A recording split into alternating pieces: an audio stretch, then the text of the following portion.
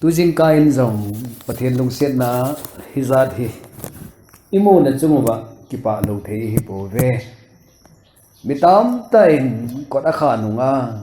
ade dia isei chula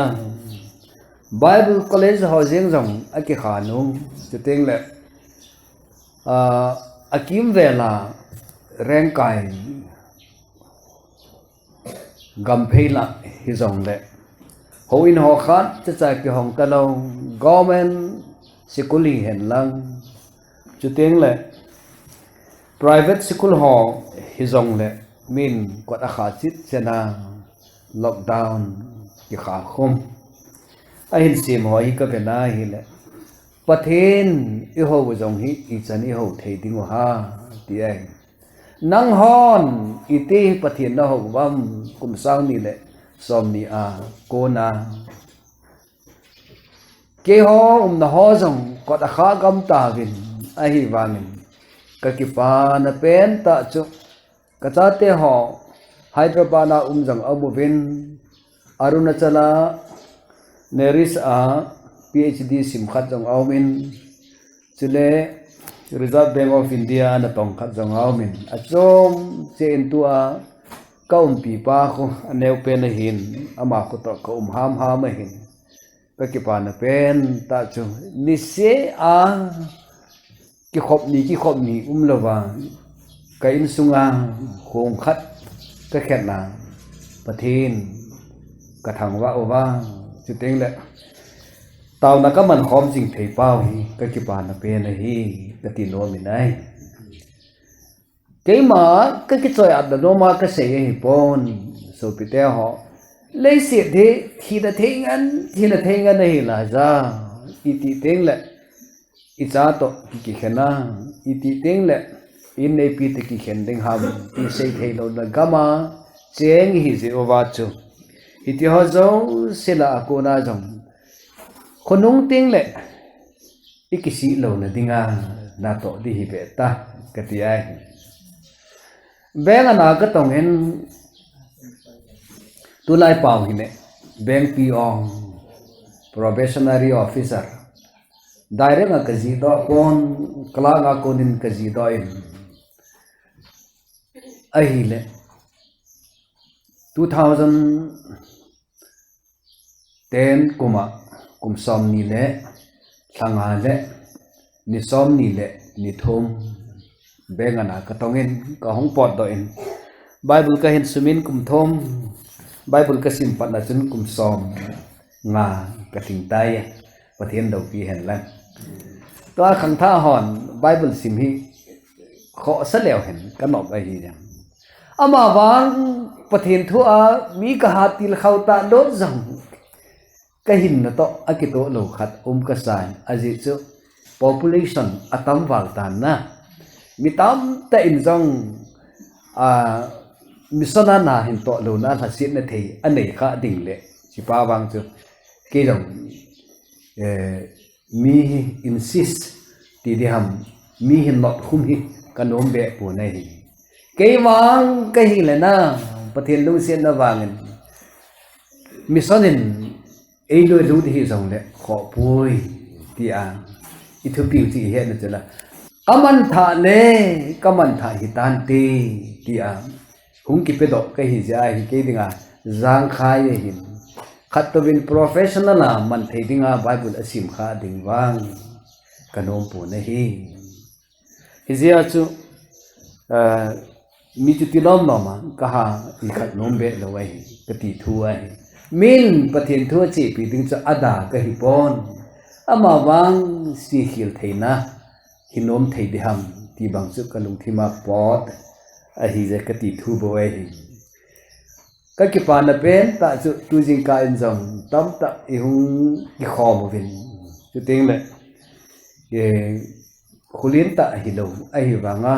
so ma khat ho long phat ta a pakai mai sa man i hin lui to thei ho hi ka ve na hi le ka ki pa na hi heng lep lama pathin thu ka sei ti din kum sang ni le som na thum la hitan tin mi khanin epa pathin thu rong chu banga popular ta sei thei rong chu la na hi di pon benga na to chu na hin to thima nang khena avadin missionary hita ta evangelist hita ta ni de thumbe na chom zo hi le tung zo lo di ham ti ai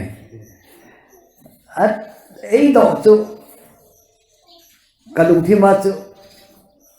ka sumla ma hi leng lut zel ipi kho ta na hong po do ham ti ai ken ni ka don bu de pakajin ehin ko bachun hong po to in ti ai na sum na pai to in lang evangelist missionary chomin 80 lo ji in kema hung pot ka hi pathen lo pi hen la abana khat choi ki na hi le ani na ka don put choi hi le ni khat ting le ke jong kadam lo na thiding mu na kalup na zal khona kalup te ding ai hin chu ting chu le ka ki si lo hi na dinga ka hung pot to hi ka ti ai pathen thang vai num hen lang tu wangin pathen lu sian na wangin hichan hi ka hung chi tan no holam hin nei ha het be povin ado in kasun na te ko ma ka sayin pathen tu sei dingai ki ko wang wai di ki ha het be lu we hin ke jong hin ko ham pa tu sei le ke yong hi ka ki phun deu ngai ti da na he ka ti azo ting le sun te lo na them cha sei ki le hen kanomi ipi jong le devotion ta khom na devote pakaya dinga ki pi thing na nei the dinga in je even bible chang khat hi ka chi pi zap mo hitin pathin thu chom cha ho di mo hitin na bible chai chu ken ka choi hi to akitu ai hi le pheng mai za thum le som get le get noi Samuel thot khanna bung segi chang thuma konin simu hitin ka na la hin siming ka ti ong pheng mai za thum le som get le get noi Samuel thot khanna bung segi chang ni chang thuma pan hite Samuel chun Israel in sungpom pizza asay pi in hitin ati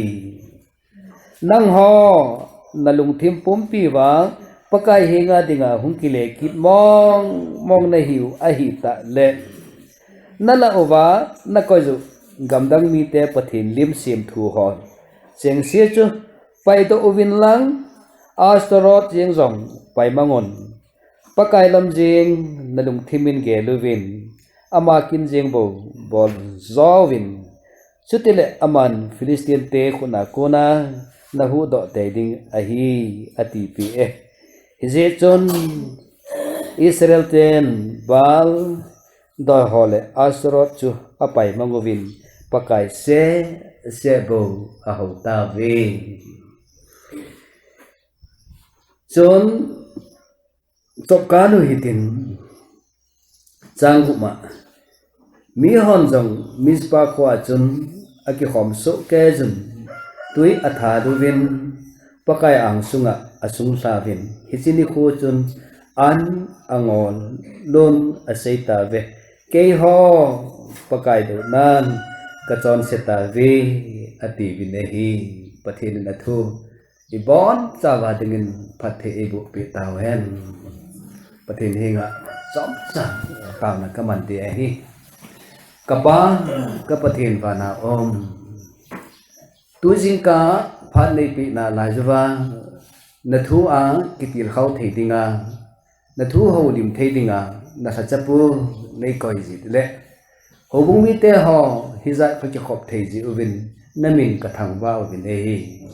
na thu hinga nei hin mang cha win lang na so pa long nei hin din pin angai ho jang angai thim thei na win nangin na thu hi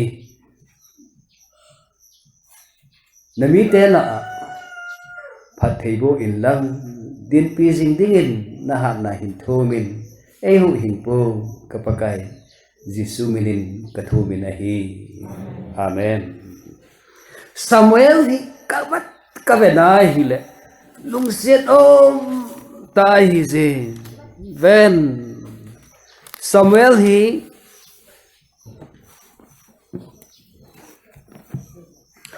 anel la ya konin pathini na hin kovin hi chi phalai chun Samuelin pathin ozong azakapon ahi le ama wang pathini na hin ko bachun hojo ati chu to ni hin ichate ho malain e ho jong hi e hin ko hen lang hin ati ho te o kati ai ama wang tunia Samuel hun ki ko hi chilai phan na chun Eli jong amit athim tan akhu mun na jong ahat tapon ati chu pathian thau mai ki dewang chu amit hi lajin awa let let na laje hilaya chun pathian thing khong ki koina pakai ho in sunga Samuel alumine hi pathian lo pi hen lang hilai phan lai ta chun pakai Samuel hin kovin vo Samuel ahin ti ai ei holoi ei ki ko hen nang le ki zam mai thei chong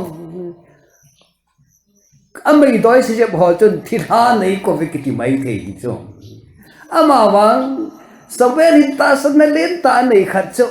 he pu ati chung Samuel chun apu elit hempu na ko lami ako dana kyal je he pu lai to chalang amaluk na lama chu nei ko hi lo hang hin sei ki min hilai hin ka ume hallelujah pathian lo pi an lang ei ho loi ei hin ko tao hen lang hi le o ka ngai tu ting le te si ni ko vin ti jong hi izat vin ki sei da de ham ka ti cho ai hin ko kin na hi le alai su kin loi he pu nei ko mong ei ka ti ki di cho Eli thimpon ka ko pon chin ka dum tan atikip na lai athum ve nan jong pakai Samuel hin ko ki levin hi je chun ama jong Eli hinga achin nangin nei ko mong pu ve keima ka jing nai agati phaki ne hallelujah pathen lo pi han lang cha chu thiempu pan chi chapang hi pathin na ko hi te ding hi tai atin chin lang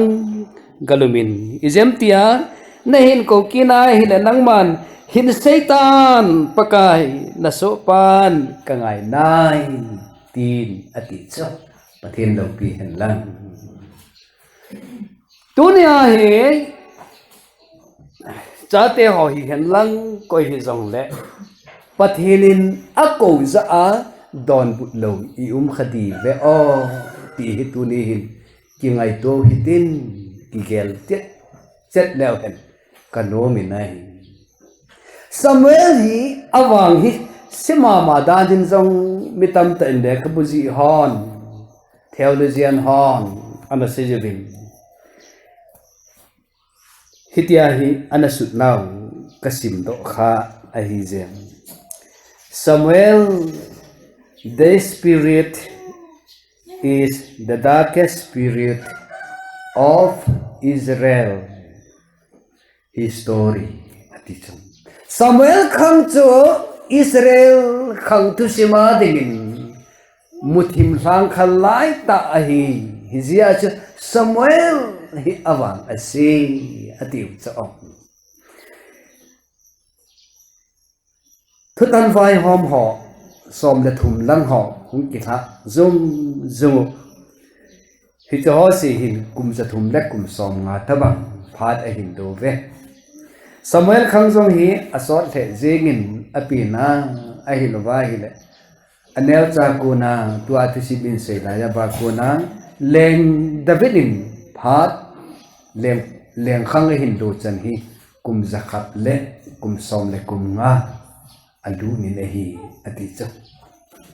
Samuel hi awang sit na itiu chu adang hi pu ni chu phal lai ra mi ho chu pathin hi na sa koi ma cha aum lo ji a sa sa ha sa hi chu na cha pa khat se jeng na thu ngai lo vai le hi ba nga in sung no mo na sa le Israel pumpin pathin a het lo lai khang chu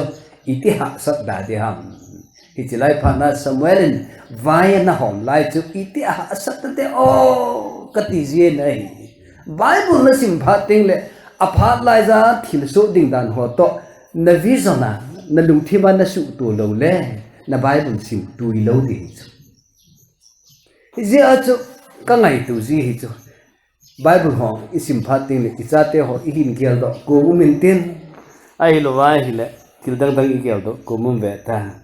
ya chu Samuel khang lai ahung ki pat hi awang phat na ta khat chi phan mi tia le Samuel the last judges with praise ati kitso thutan vai hom ho asai na a ahung pangin thim pu hi na to achan thai ati ji a na chang sana awang pha a sim do the hi izen na adang ompon pakain Samuel man nom dan hi ivena hi le Samuel hi chi phal lai na pathin mi te ho koma revive hal tha na revive achan the ni dingwa pathin ho na lama revival achan the ni dingwa pathin ko na sangkhat a hi jin aham phai pathin lo pi hen dan abana ani na ham phat na chu asui hon asui vin ai le Samuel ama hi lengni thau nu a anapan jingin awang aphai Saul Israel dinga leng ma sapen hi hen lang David leng pa jam ani ni hana hi Samuel asakitheya thau ala a amani luzanga asun khum ahi je chun lekha them hon ahi lo vai hi de Bible them hon theologian hon pakai mi te hon khonunga asui vai hi de awahi awang phama majenga hin sui do now kadehi ipizenam Samuel chu chan ge ya chu mi hon wang se sau hi di o aphala in mi hon pathin a hol vin ati si Bible sim na wa sang ni a chuna pathin na hol mong wa hi a hi le ati si a chu pathin a hol ve ti kim we ama wang klong dan ta khat chu pathin hol jing wa bal pathin a ho hi na dung dong di am ka ti so e ho jong hi ka ngai tu ai ne tu lai hin pathin hi ki hol e ho bo hi atuam a hi khat de o ka ti na kom ve da am lai hi ki chat tai hi je chu pathin hol na nang hon lung thim pum pi wa pakai hi nga ki le kit mong din de ti wa hi tai hi le na la wa gamdang mi te ho pathin lim sim thu ho chu pai mang ofin tunin so pite ho hiti tabang banga chu tu lai phana e hon jong pathin I ho lu wa e ho ko ma hi gamdang mi te ho pathin hi izat isel kha owam boy ti chu lai ti sel khai hi le pathin jong ki pana e pi ponte ka ti zia chu hi lai ta hi tu ni hin ilu thim wa ki ngok ki koi ju hi tin khang do go hi te a ume ka ti a he pon a kha ding jong chu ti zat a ume ka ti a hi zia chu bang ki ti ip hi zong sa pa watan master pakai pa ti ai hi chi phala ya mi hon bal pathina ho wi ipidinga ho ha fertility agriculture lama muchi chi wa ho phat theina ahi ati chu chỉ mấy chuối bố ye lệ các bố muốn khana các vẹt chun này hình lệ sa ki hình ho mi him aping ho jong bal pathinin apin sa dana hi anagian bin asuni nahi hi zia chu hi chi hoyong hi lungdon tai hi chi phal la ya a result chi ipiham itia hi le atu mu chi ipiham aso ding chi pham itia le Israel mite ho jo si jo chu hin pui do a hobo pathen zawe akona cha pui manga a sorot pathini hen lang a hi lo vai le kananai mite hon a ho bal pathin ho lama chu dung lut sa ding chu hiti phat lai ra chu ki pui dan anahi khaya goddess of Canaanite atin Canaanite mite ho pathin nu ai hon nung zai pa ti khat la a yong ki sau chu na nung zai pa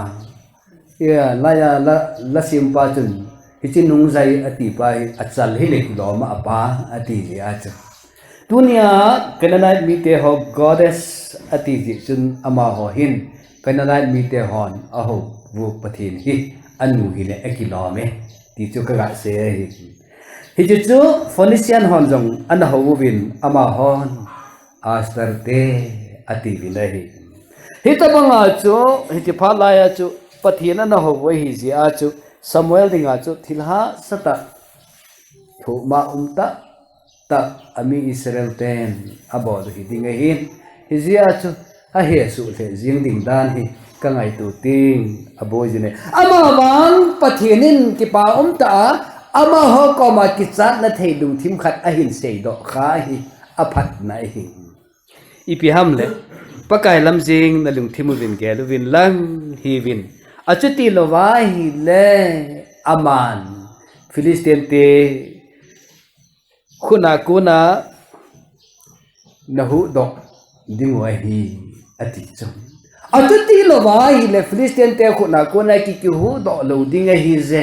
ti cho he no ba he chi ki chat na anne je ba pathin lam a hin kat the je he alo pi ta ve o katino mi nai hi chu pathin lam a hin kat thei ha moi hi chon Israel ten bal doi ho hi an lang astarot hin hi jong le apai mangovin pakai se a ho ta ve pathin lo pi han lang to ne no kam su wa he ka ngai to jiting le pathin se pakai se hi ho thei ding ki thei chet le kano mi nai ven hi chi phat khang la ya chun Samuel khang la ya chun Israel pom pichu mispa khwa aga ku khom so kejin pakai hinga na tau pi uvinge ati tai o thimpu pa ta hi aphat ve e ho langa thimpu ho jong hi ta banga hi ding do le hi na hi tampi ji ki hi zo la pastor hi ta ho bu pa hi ta langkhana chu a hi mong ding he ka tin wang hi pon ho bu pa ho ko bun lang adam lo hon ati thona le ka ko di hin te ka ti a hin ama wang pastor yang lang ho bu pa hon jong mi adam lo ho a sa ho hi a ko hi e hin ko hi ki nga se da le na ti jong khat ki hi cho Bible hi ve na hi le ki kang to ne nu khat no min te ne hi le lang khana i pan lang khat ki boi je ai ba nga a chi ne ding che be hel lo pi a ya chum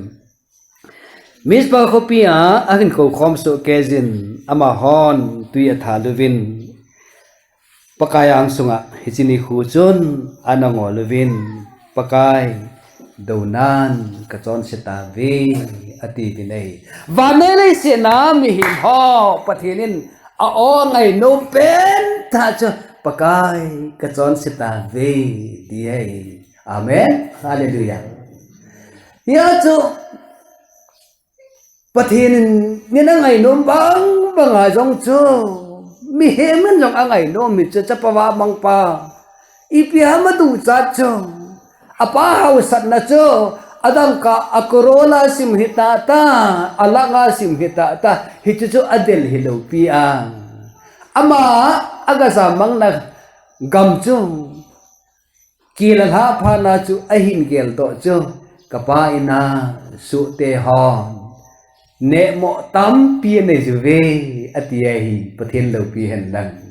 kapan sum la pai tam pi ne jin ka ki thu mi ngati lo hi chu asoten ane mo cha hindu cha hi chu o pathen lo pi hen lang na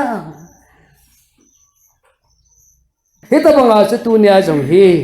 ai he na chi phami ti ai hi le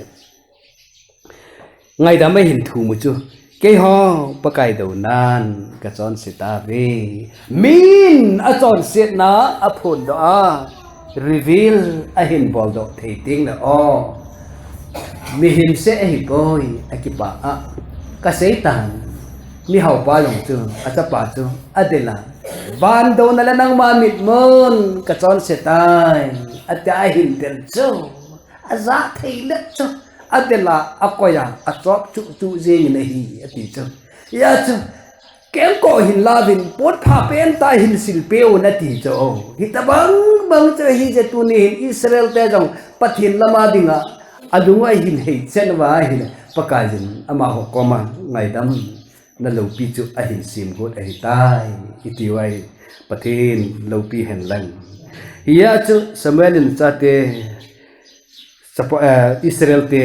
ahin puya te ting le ahin chi pi jing la jin ama ho ipe hin sei ta ba mi te le Philistine te khuna kona ehu do te the ne ding vin ipathin nu hinga tao jing in lang tang do hilin ta vin hallelujah pathin lo pi hen tao nai dunia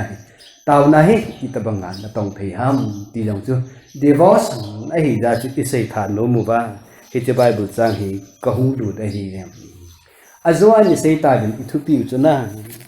an ya nge chu tu chung ithu pi hi no hon itin na san ham wang ka hepon ken ka ngai tu ai khama manan te ka ti ai kama tha jong le ma tha tang ka ti tu ni leng pa ko ma ka lu ting a hi estar na say na if I perish som sakhat hizat to say thai zo lo ding in tu ni hin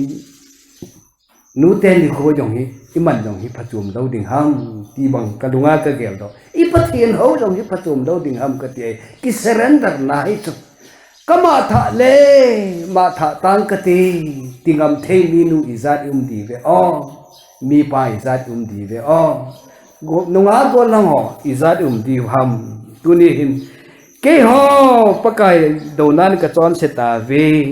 ati thei pau jong ni ven pakai ipathin hengo ba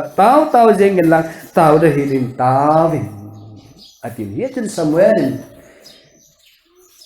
na Bible chu ve lesson ke ja to ki ba ai hi le kel ngui no sang kun na chun Samuel jong chun kel ngui no nói chết helvin nói chết anh ấy cái sự gì ta nói chết cái gì rồi phát điên ta này sackling lem ở thì chú sao bằng even ai nè sackling nói chết là hết hít chỉ khát cho cái lan bùm gò thìn toin atoin pathin henga Israel dingin ataw tai hallelujah pathin lo pi hen lang hít chỉ peta pathin na to hung pot chi pi ham iti ai hít chỉ lai ta kel ngui no ba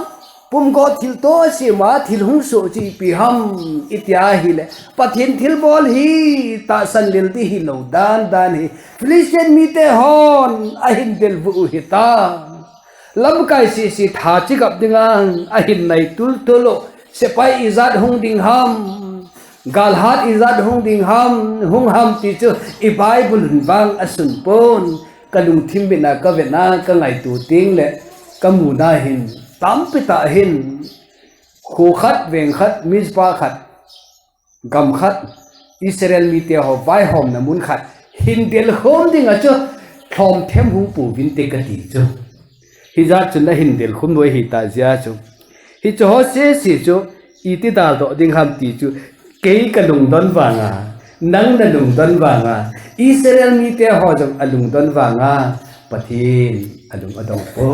pathin lo pi hen lang ye chun somewhere in pum go thil to atu pe lai ta chun pakai zin ati ta chum Philistine te do nan van gin thum zen jun ahin gin sai na hi le van ki thingin na sata ji chun Philistine te ho aki silung dong gam ta vin hi hallelujah pathen lo pi han lang se pai kum som ni ra chung lam hi te ding hi van gin za khalo hi di ve o van gin phana ki cha zam ho hi van gin za khalo hi di vam ti na ngai tu kham hi lo ding hi van gin jong tam pita vei aza kha di wai hi tai ama wang hi chilia pakai zin pakai hinga pumgo thil to Samuelin abol ni a van gin wang chu Philistine te ho do na a ginga hi zin ki cha ding hi je katia hi ti cho hung gin phanin a hi le mi mei doi ho a ki chama ma ho ama ho jong chu ahung sai do tawin